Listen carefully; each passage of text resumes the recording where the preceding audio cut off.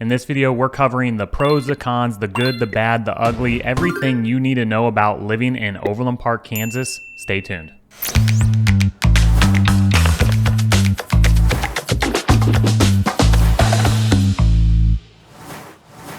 What's up? I'm Kyle, a local realtor here in Kansas City. Don't forget to like, comment, and subscribe to our channel if you want to know everything you need to know about moving to KC. Today, we're diving deep into the heart of my old stomping ground, Overland Park, Kansas. Now, I won't sugarcoat it. Overland Park is often lauded as an exceptional place to call home, and for good reason. It's consistently earned the title of best place to live in the Kansas City area, and it has even managed to secure its spot on a few national rankings. But let's set aside the accolades for a moment. Having grown up there, I'm going to lay it all out for you, no holds barred. This is the unfiltered truth about life in the top-rated suburb in the nation. Okay, so if you want to fit in with the locals, then you'll have to start referring to Overland Park as OP. And you have to understand that I grew up in and around Overland Park, but haven't lived there since I was in my 20s, and that was a long time ago. And what has Overland Park done over the past 20 years? That's right, it's grown astronomically. In 2008, Overland Park annexed nearly 10 square miles of land in southern Johnson County, extending their city limits to the southernmost border of the county and increasing their size by almost 25%. The population in OP has grown by nearly 40,000 people since then. That's like fitting the entire city of Leavenworth into Overland Park. And development has gone bonkers from 135th to 199th Street. There's been so much development in southern Overland Park that they're expanding 69 Highway and turning it into an express toll, which leads me to our first con: construction.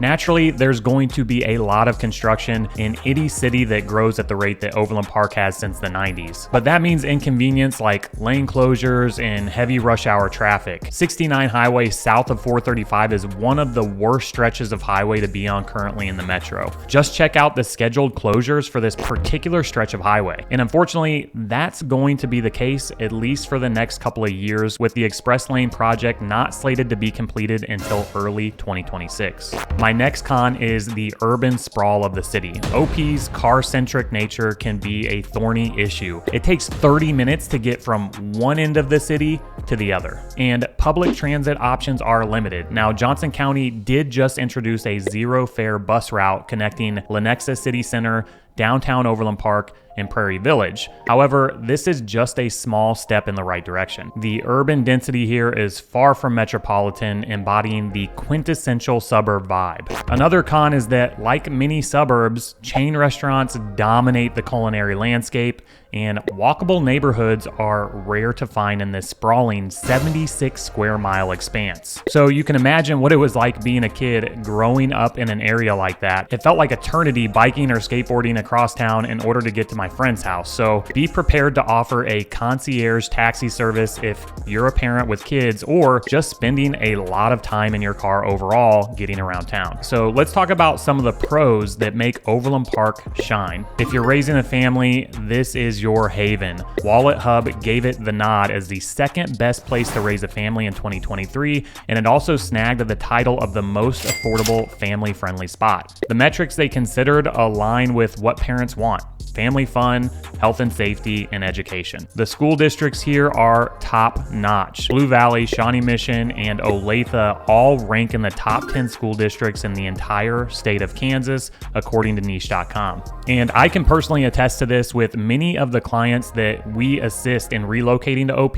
being young families. This is probably a good time to remind you that I am a licensed real estate agent in Kansas and Missouri, and if you're considering moving to KC, then be sure to click the link in the video description below to download our free relocation guide. My team and I spent hours assembling this guide that includes the top employers, the best restaurants, the best hospitals, and a boatload of other things you need to know before making the move to Kansas City. And the best part is, it's 100% free, so go ahead and check that out. And also remember, you can email us anytime at info@movingtokc.net, and we would love to assist you. Last but not least, Don't forget to like, comment, and subscribe to our channel as we're putting out new videos every single week about eating, sleeping, living, and playing right here in Kansas City. Another pro of Overland Park is the economy. A significant portion of the population falls within the $100,000 to $150,000 income bracket, and the city's unemployment rate is below the national average at just 3%. There are plenty of opportunities in major industries with a diverse blend of tech,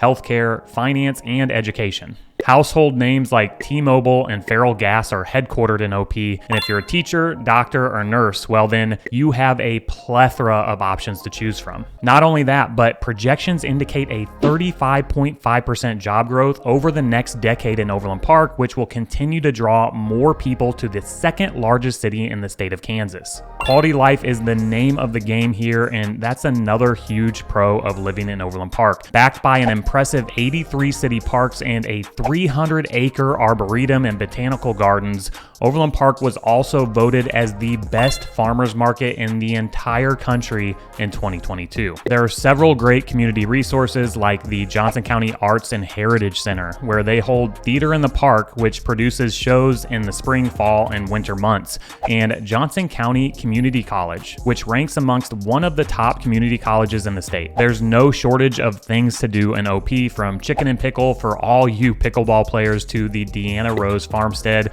which is a great place to take the kids, and tickets are just $5. For older kiddos, we have Shields Soccer Complex, which boasts 12 fields, multiple playgrounds, basketball and tennis courts, and a skate park, which I'm particularly fond of as I spent a good portion of my youth there. The Prairie Fire Museum and that whole area is a great spot, and of course, who could forget Old Town OP, where you'll find the award-winning farmers market on Saturdays and several local shops and restaurants. Now, let's talk about the real estate scene. New construction communities are popping up, especially in South Overland Park, offering modern living with lower maintenance, which is a huge pro for a city with a growing population. However, affordability is a concern with many new homes starting in the 700s. BestPlaces.net ranks the affordability of cities, and out of a scale of 100, OP comes in at 107.9. That's compared to the state of Kansas, which sits at 83.1, and Kansas City's 87.9. Housing is heavily weighted in measuring affordability, making up 30% of the equation. Nearly 3,000 homes have sold in Overland Park over the past year, which accounts for almost 15% of the total inventory sold in the entire Kansas City metro area.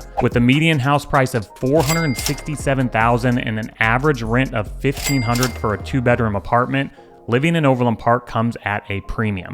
So there you have it, Overland Park, the good and the not so good. As someone who's witnessed its evolution firsthand, I'm here to provide you with the real story. It's a place that wears many hats, catering to families, fostering economic growth, and offering a high quality life, all within a suburban context that comes with its own set of challenges. If you're considering making this place your home, I hope this overview helps you to make an informed decision. And as always, remember to weigh the pros and cons against your personal priorities and lifestyle preferences. And if you're considering moving to Overland Park or anywhere else in the metro, then remember to download our free relocation guide and never hesitate to reach out at info@movingtokc.net. I hope you enjoyed this pros and cons of living in Overland Park, Kansas. Until next time.